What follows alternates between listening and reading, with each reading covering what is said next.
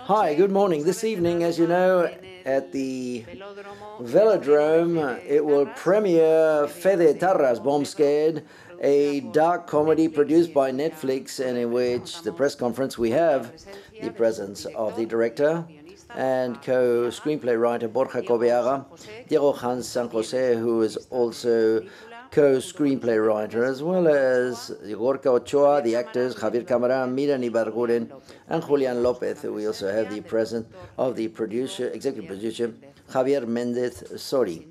And without further ado, let's first question. Hi, good afternoon.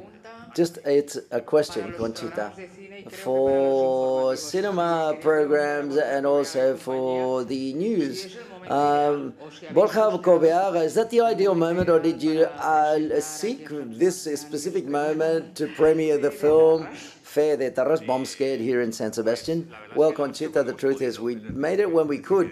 That is to say, Diego San Jose and I had this project in mind since 2004, more or less, and we've made it when Javier Mendez from Media Pro and he contracted that interest to Netflix to make it. It's a film that we were shooting in the month of May. We haven't finished it now to present it before the 1st of October, not for any reason at all. Albeit, there is a great coincidence, is Alcorcón City Council is handing out Spanish flags, and it's a provincial city with Spanish flags. The fact is that it's the life of a commando, but in contrast, it's the greatest attack of Spanishness, shall we say, that's taken place in the last century, well, for the time being, which was the World Football Cup in South Africa and the Spanish football team winning. So it is truth that, iconographically speaking, from an iconographic standpoint, there are things in the films that weren't intentional but fit in very well with the present day. Well, in fact, the South Africa World Cup, it was a coincidence that we haven't calculated, but it appears in the film. And they are very Spanish, which was in Huelva to say farewell to the Guardia Civil in their adventure in Catalonia, for example, they say. So, no, we didn't want to talk about politics at all, no. Well, I'm going to continue along those lines, in fact. No, don't, really. You've taken the question out of my mouth. So therefore, do you see in what happens it's happening at present? You're talking about these moments of greatness in Spain, material to make in the future, perhaps a dark comedy explaining what's happening now, doing a Catalan second or sequel like in a Spanish Affair, and Spanish Affair 2. So why do you make a comedy of this issue in comedy? I think the difficult thing here is to not do it. That is to say, in a context in which the Guardia Civil is painted dying, sleeping in a ferry, for example, hiding in a ferry. I said, you can't do that as a comedy because it's already been made. The reality surpasses you, so therefore you're doing a documentary. But it is true, I'm not too sure. It's not something that Diego and I propose doing all of a sudden to portray everything that's happening in the last few weeks, because it's very comical and anecdotal at the same time, what's taking place at the present moment. A Guardia Civil singing a fandango from a window, and him being applauded, but there are much more dramatic situations that you can't make a comedy about. But I'm not addressing this. I'm sure that some Catalonian screenplay writer, not now, but in the future, will make. It'd be very good for all of us to do a comedy of what's happening and what's still to happen, but someone has got to make those comedies. Not Borja and I can do all the nationalisms and show them on the screen in a comedy, but there's no time. But as a spectator's point of view, it's good to make a comedy about this, because Borja says there are elements there to make a really good comedy of a serious issue. Hi. It's tremendous that this film, that I saw it yesterday in the film theater, and obviously it has the meaning of people. You see where people laugh. This evening it's going to be shown in the Velodrome. That people are going to see it at home as well through Netflix. So therefore, there's something that it's breaking the laws of comedy. What's a bit of surprise is a comedy to be shared can be seen in your living room. So therefore, I'd like to know about the tragical side of Javier's character. That tragic dimension, how did you live through that, Javier? And then you guys, because in Negotiator there was greater tragedy, and why have you not wanted to put an antagonist, shall we say, someone who could contribute even further tragedy? Well, I think that the film takes place, there's something quite existentialist. This is waiting for the call that never arrives. And what I like very much of the tragic side of my character is someone that's got to take a step forward, that he's never going to take that step forward. He doesn't know how to do it, and he's got to get involved in the issue, and he's waiting for a call that the decision is going to be taken by others. He's never going to make the decision himself. And I like those four characters that were abandoned in the epicenter of a World Football Cup or Soccer Cup, and everything is a party going around them. And I like the idea of that solitude, that how society was soaking them around them without them realizing it. I liked it when, for example, they said, well, no, we've got to spend 2 days here and leave. And then when they've got to spend more than 2 or 3 months, it's inevitable that something soaks into you, and it's like a little drop by drop. Or what's it called? The Chinese or Malayan? No, that Chinese. That's a bit Asian. Is it Malayan salt? No, it's salt from the Himalayas. No, it's all mixed up. That's how we spent the whole film, just like this. The whole film. I like all of that metaphorical side of things, and there is a lot of metaphors here. For example, when we read the film, when I read the script, I thought it was funny. I said, we're going to go. I felt like saying a lot of the things and the barbaric things that my character says because he believes them. He says, no, this character believes exactly everything he says, because those things that have been drawn, they haven't invented all of them, imagine, in the script. So I like that very much. And also the solitude and the loneliness of these four characters. I'm not too sure. What were you saying? You put me off. I'm now thinking about the pink salt from the Himalayas. But the directors, well, the director's answering now. The films, the funniest films I've seen at home. I didn't see Young Frankenstein in a film theater. So I've said just simply doesn't laugh when they see a comedy. It doesn't happen to me. For example, I laugh in every corner of my living room if I'm watching it on my own. But due to the characteristics of the film, and because the issue it deals with and how it's treated, and the feeling of total freedom that we've carried out, it fits into Netflix, I believe. So therefore, I'm attracted very much by not having to wait to the result of the box office results on Monday.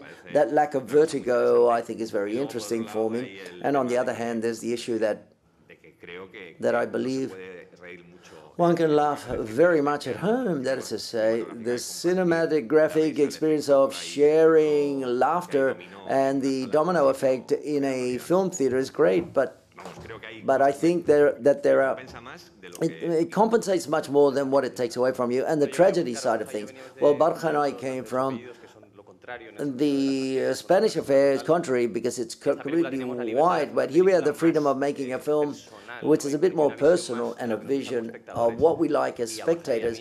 And Borja and I, what blows us away is things like, that is to say, sad comedies.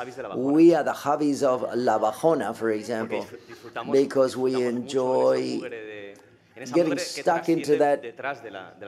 What happens behind comedy, right?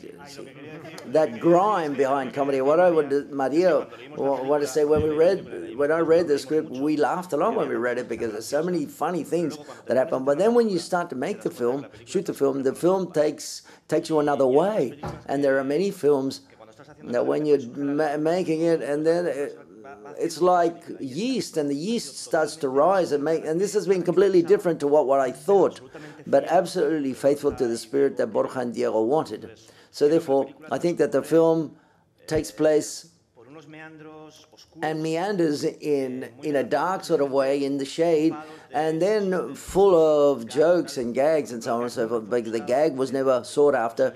When a gag emerged that we were very happy, Borja threw it away. He said, no, it's much drier, it's colder, this shouldn't be marked that clearly. And so therefore it went another way, or emphasized that way. We were very careful. The last scenes, for example, I had to be very careful when I picked that up in my hands, for example, in those scenes, and it was as if I had it made me want to cry. We were making a comedy of something very tragic, and the characters are being inundated with it. That is to say, for example, that happened to me when I was doing the film. There were scenes where I said, gee, we're shooting some things of people that have believed this, people that really believe this. What, isn't that horrible? Where did you invent this? No, we've drawn this from texts, and this has been documented. And I said, it's incredible that people can believe this. Well, true, there were people who believed this. So therefore, that made me feel very sad, and so therefore we've been inundated by the sadness, and these are the true losers, and let's hope that they are the last losers of this cause. Borja, Diego, what do you think has happened since Vaya Semanita to here? Because you've done humor on ETA before, but now, and Cialia Opara, for example, but what do you think that now, for example, what's happening, there's less, from Vaya Semanita, there's less freedom now or more? I read Carlos Francino, who was talking of being a Catalonian journalist in Madrid. Sectarism and solemnity is what Spain is divided into. It's a great description, and it's a precise description of what we're living through at the present moment. And I think that there was something in 2003 when we did Vaya Semanita, which was obvious. ETA was still active. It was in the truce when the program started, and this helped that we could, but it was true that ETA was still killing and murdering people. But the society was quite sick and tired at that time. I think that has been overcome, but I'm seeing that, for example, in the Basque society, I don't think so much, but in the Spanish society in general, that they are, that the social media is enabling dogmatizing things too much, and things are very sectarian, just like Carlos Francino says in his program, and there's always a great way of, every day, for example, one day, for example, it's a billboard of a film, for example, such as ours, but I think that basically, I think the film talks about nationalism, the Basque nationalism and Spanish nationalism, and I think that there's a critique of that fanaticism, and I think what this society is a reflection of that critique, and I think they're just in the trenches, so to speak, and they take a position that the billboard allows you to read it in different ways. It's very difficult to read it, and it's very difficult to take positions.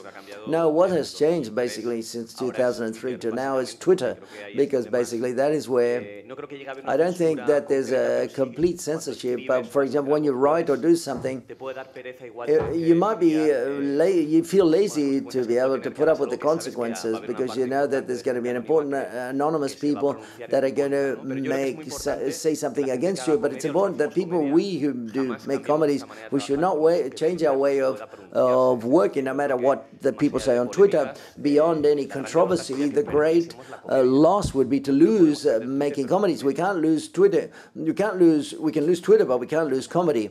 Hi, good morning. Javi La Bajona, and just what has just been said. I think that's where we'd fit in. Okay.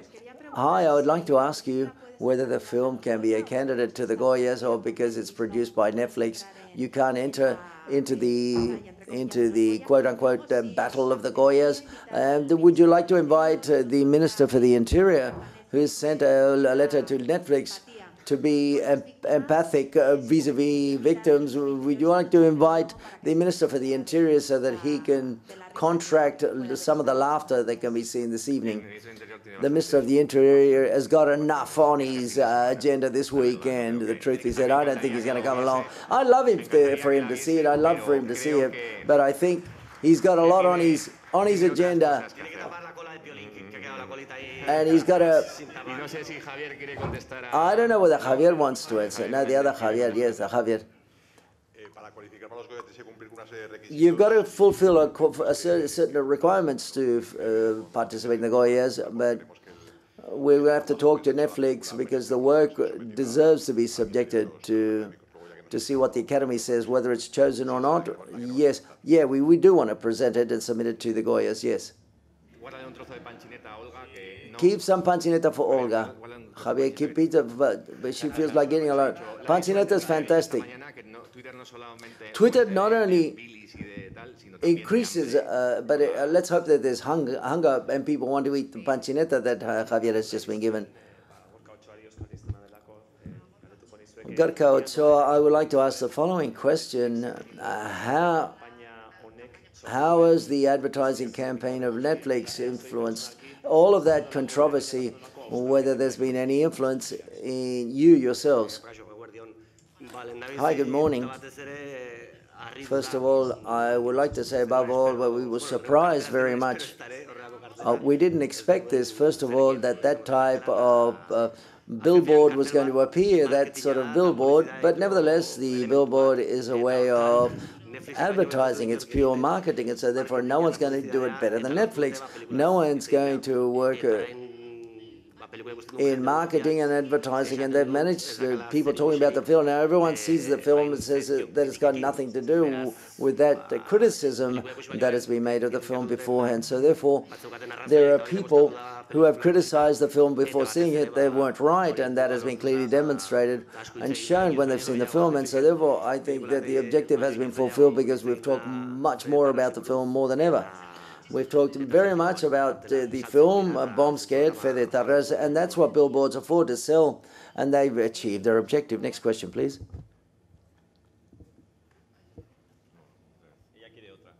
She wants another question, it seems. She wants more. She wants more. She wants to ask another question. Was the script in a production company for many years? Now you've made it with Netflix. Your way of working has changed a lot. It would have changed a lot if you'd done it with another production company. Our way of working, no. The freedom conditions, yes. We've worked in the same way, but the final creative decision, a complete privilege that we didn't believe existed. They trusted us. And they called us to do something, and they allowed us to do what we wanted. It's the first time in which I think we've not ever changed a single comma because of apart from being our own personal, it being our own personal opinion. But Netflix in that case has been marvelous to work with them. And I hope that many other working systems would give necessary time and the necessary trust in creative teams to be able to develop at least an initial version, to be faithful to the idea and then enter into the work. But that is not, in many cases, doesn't happen. We can't hear the question. These are completely different questions because the Spanish Affair is a studio with a vocation which is completely commercial, and it's written with a lot of criteria, and we put on our working clothes to be able to fulfill that challenge. And this film was different for Borja and for I. In this film, we couldn't negotiate a lot of things because, in the sense, it's got an ideological load and burden, and you're going to respond like you're responding today, and it's necessary for it to be you because you believe in what you've written. It's another type of film. I think both challenges are very, very stimulating, I would say. To fill up cinema theaters with big queues of people is very difficult to achieve, and these smaller, more personal type films also make it more difficult creatively. But I'm glad that the San Sebastian Film Festival, we're talking about the Spanish Fair, and José Luis Perales is sitting now, it's dropped, and Serafín Zubiri is in our film as well.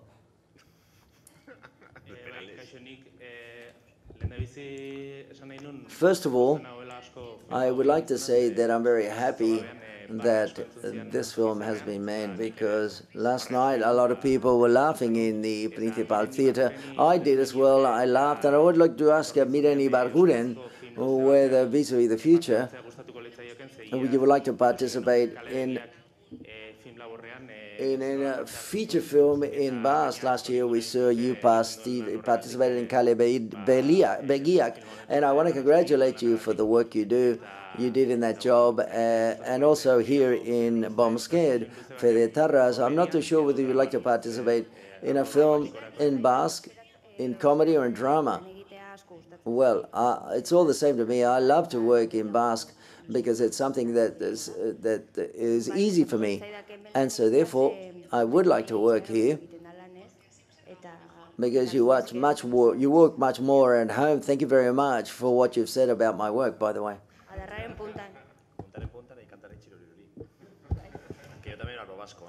I also speak in Basque. No, that's a joke. No, I don't. Okay, it wasn't too bad. No, it wasn't too bad. No. He knows a little bit. He knows a few words in Basque. I admire you all very much. I know that you're very courageous, albeit you dedicate yourselves to comedy. And I would like to ask, there have been directors in this country that in heroic moments underwent a very harsh censorship, and they had to try to overcome it. Do you self-censor yourselves when you write at all, your scripts, or not? I think, well, with material that, from me, seeing from the outside, seems very delicate, yes. But no, the truth be said, in this film, we've done what we wanted to. Those of you who have seen it, I think that the ending is an example that we've been totally free.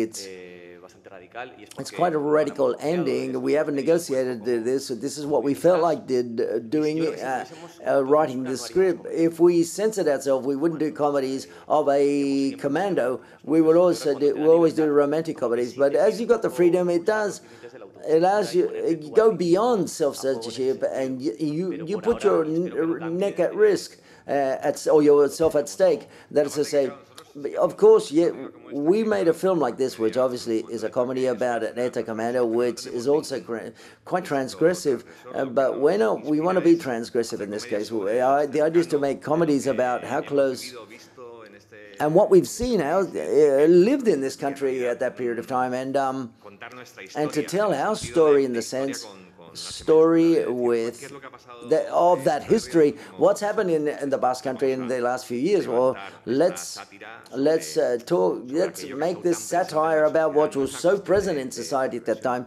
It's not being transgressive at all. We don't censor ourselves, no. And what happens is, depending upon what script we write, there is a character. There's always a character who's Julian Lopez. It happened with Super Lopez. We didn't know that it was going to be done, but to write it, it's as if I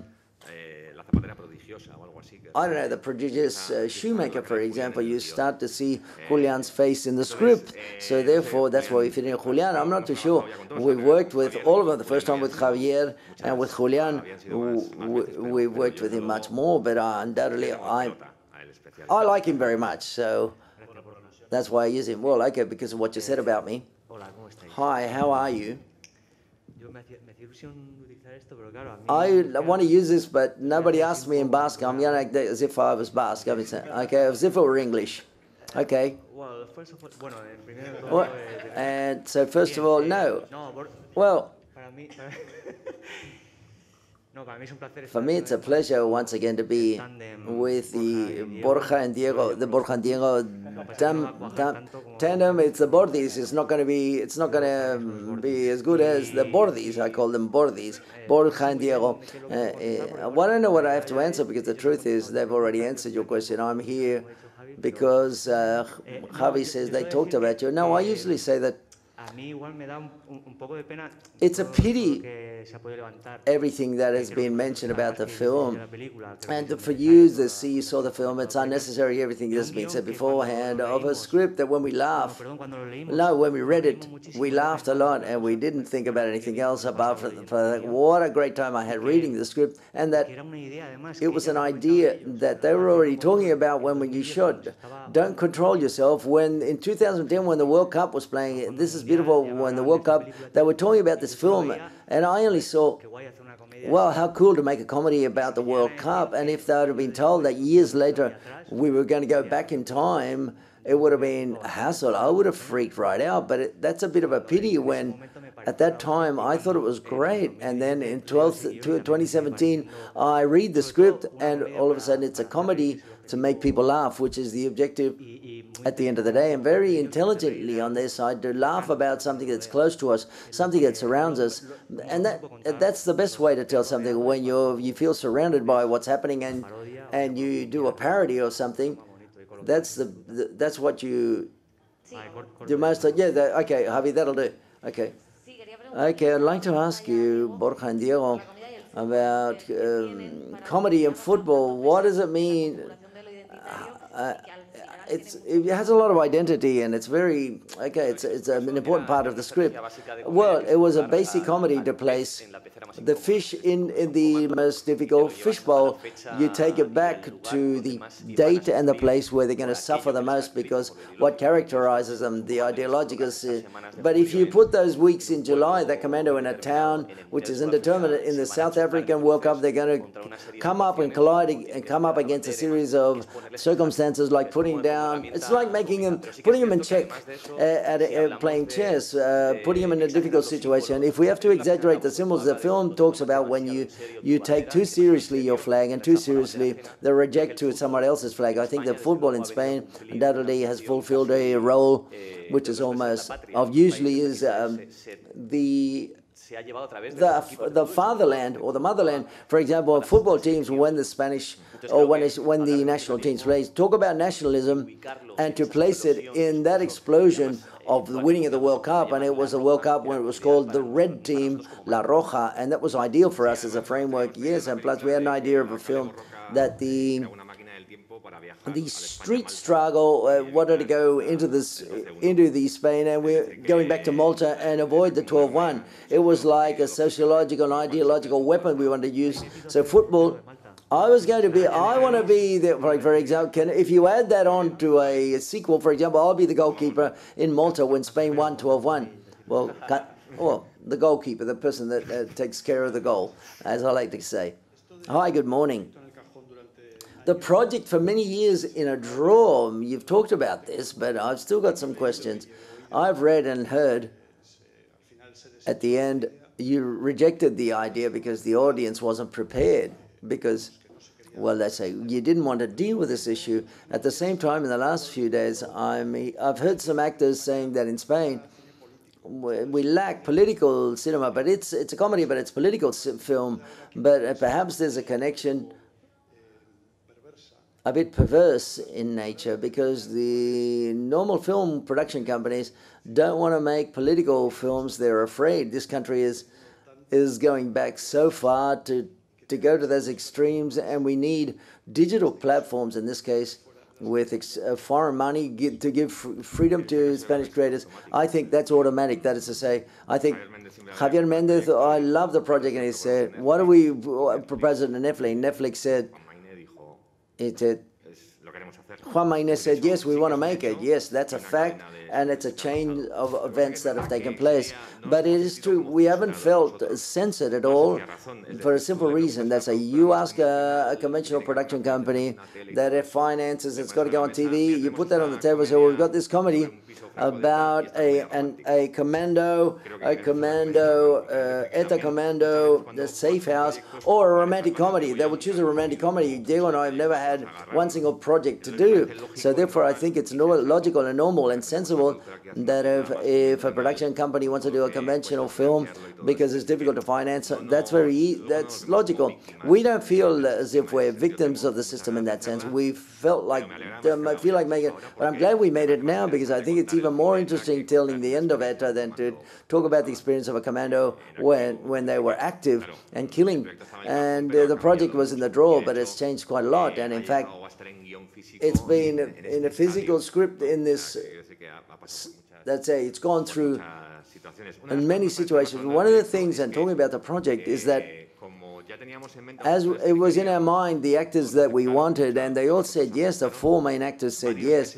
Several months before shooting, we read the script, and that conditioned the next version quite a lot. That's something that I couldn't have made is to hear in a loud voice, and the actors, reading the text and the dialogues, and I thought it was a great experience because it conditioned us quite a lot when writing the script. So therefore, I've deviated from the question that you've asked, but I've gotten off track. But it's not a script that we had written, and it was closed since 2004, but it has evolved according to what was happening in real life, and it changed quite a lot. It changed a lot, yes. You changed it. Well, yes, I did. He doesn't appear as a co-scriptwriter, but you changed it a lot. I would like to ask Diego and Borja, how do you fit into that paradox?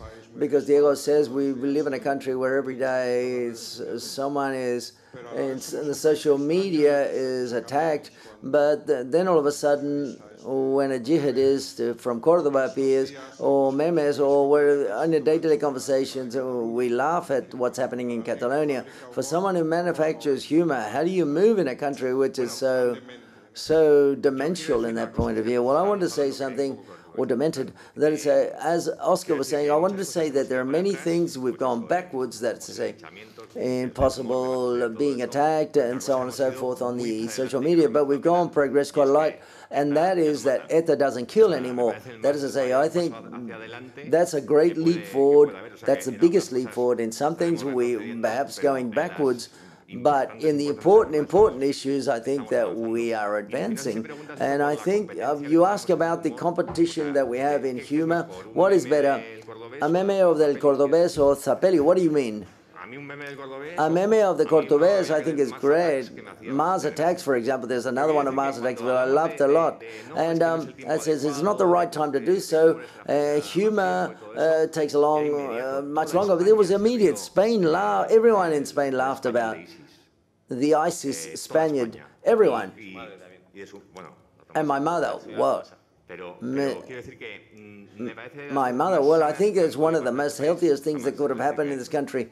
That's, I don't know, well, I've been saying for many years, to reduce a terrorist to a joke is something that's got to hurt people, and that's a victory of society over terrorism. Yes, I completely agree.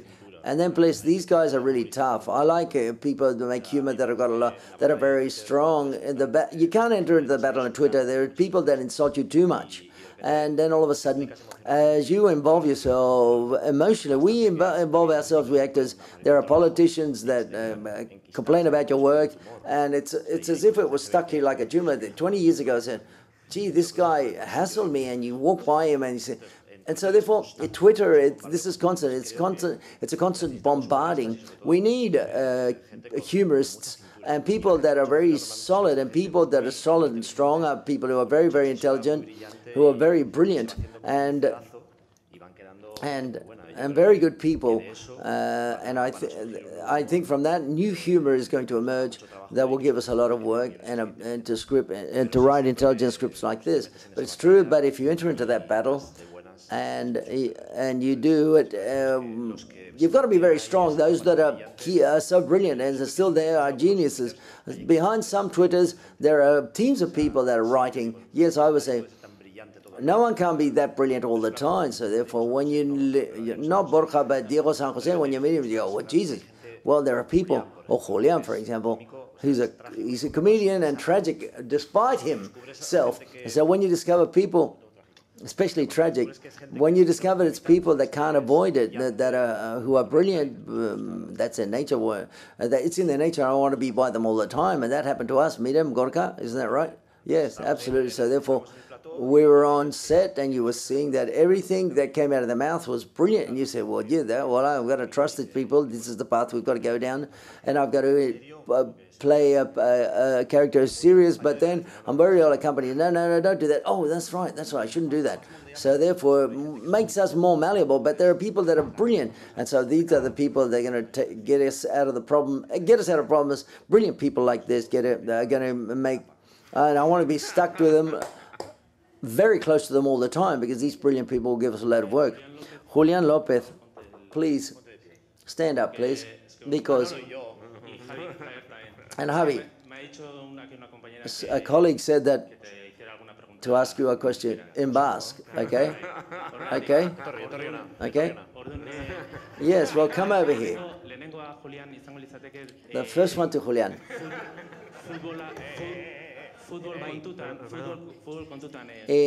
In football things, in that final, Iniesta scored a goal. He's from Albacete, and your character's from Albacete as well. And why isn't there some sort of link between the character from Albacete? Why didn't you have him celebrating the goal or something like that? That's the first question. The second would be, could you respond, but I would like you, Borja, to answer as well. Yesterday, after seeing the film, a person told me that with ETA or about ETA, no comedies have been done in Basque, but in Vaya Semanita and in Spanish in films, but not in Basque. And one of these films, would you be prepared to participate in it? Because there's a story written by Lucho Fernandez that includes a character like yours from Albacete who goes into the Rico Tabernas. Would you participate in this type of project if it were done in Basque? And Borja Coveaga, I would like to ask you, what problems do you think may exist for these types of comedies not existing related to ETA and in the Basque language? But okay, I'll answer you in Spanish, much better, okay? Especially for them. And for Javier. No, I haven't got my headphones on, okay. Well, okay, the way he talks, it seems he's speaking English. It's as if he was speaking English. I'd love to make a film in Basque. I'd have to work on it, but I'd love to do it so that my mother can say, well, okay, look at my son, he speaks languages. They haven't dubbed him, he speaks the language for real. I think that would be very enriching, for sure, for me. So that's one of the answers. The second, which is the first, yeah, that's true. There's a connection there between my character of Chinchilla, who I'm going to in Chinchilla, for example. Let's see how it's received in Chinchilla. Maybe that's where I'm from, and I have to inaugurate the fiestas there next year, and I'm not too sure after I see the film whether they'll allow me to go back into the city, to allow me into town. But in the film, you don't see the goal by Iniesta. You don't get to see it. There's a lot of fun. In previous versions there were, but my character, as he's got that head, we don't know what's going on in his head. He forgets about Albacete and everything. He's Basque. He's completely Basque. He's a Basque warrior, and so therefore, because of the psychology of the character, he wouldn't have celebrated, no matter if Iniesta, who puts out, shows the T-shirts and puts Arte in Albacete, he wouldn't have no emotional regression. He said, no. These guys have fucked us up because they've won the World Cup. I'm talking about the character. Now, in general, how beautiful was Iniesta's goal for a person from La Mancha, a universal person from La Mancha. After El Quijote, I may recognize that evening I live in Hernani, and we heard in Hernani, goal, but very, very strongly. So I live in Hernani, in fact. In the World Cup, no, we were in Bilbao and Madrid. But Coldo Serra told me that he, in Algorta, that's where you got your house, your parents, out in the street, there were people celebrating, but like we celebrate in the film, like this. It was like this. And he listened, just like Franco's death. And they said, well, inside you're saying, I'd like to celebrate it. What a pity I can't celebrate it more effusively. I thought that was incredible, as Coldo was telling me. And I said, well, gee, what things, what stuff? There are many parts of the script. There were parts that have been shot, especially in that part of the film. But it's true that they got it right. Borja got it right, precipitating, shall we say, accelerating the end as it was coming along. It was much more interesting when he said, you didn't notice that it's been edited out, but the end of the film jumps into the void very quickly. So it's so important, the arrival of that character who seems is never going to come along, and he appears, and everything else was almost random. It was a lot of fun. It was shot, but it'll come up in the scriptwriter's cut. No, the scene that there was most laughing was with Luis Bermejo celebrating Iniesta's goal. It was impossible to shoot, physically impossible to shoot it. And then it doesn't appear in the film, it's been cut out. So there was this great contradiction between what you shoot and you think it's a lot of fun on set, and then you go to the editing room and coldly you analyze it. It might be funny, but doesn't fit in very well for the ending. And then the other question, well, I'm a Model A student. This is an internal joke that doesn't exist. Model A education. That say you studied Basque as a subject, just like English. English and Basque, don't have much of a level in speaking those two languages, but I would love to do things in Basque. The only short that I did with Miren in Basque, in Calebiac, Berriac, but there wasn't much dialogue, but a thing which requires dialogue like that Diego and I do, to not control the language 100% seems to be complicated. We would never write a film in English, for example, the same thing. So therefore, I think I wouldn't dare do it, and I don't know why. The truth is that, well, it is true that there are directors that speak in Basque, and they do, directors that speak in Basque and do comedies, but we Basque people are more to like to do dramas. Any other director that makes film in Basque never deals well with this subject matter. But in the comedy, I don't know. Couldn't tell you why. Perhaps they're sick and tired and they want to do other things. Me and him, we've got to do comedies. I learned Basque with the Kepa Junqueras music. I was in my town in Junquera in a disco play, through Disco Play, the magazine. I asked for Kepa Junqueras music because of words in music. He's an instrumentalist, as you know. And it blew me away. I said, "What are you listening to, man? What are you listening to?" I said, "Well, this is very beautiful." And imagine, there's another script there, a guy from the province listening to Basque music in his when he's a teenager. There, okay, that's an idea for a script. Okay, I've been told you've got interviews pending, so therefore we have to finish the press conference. Thank you very much to all of you. Thank you.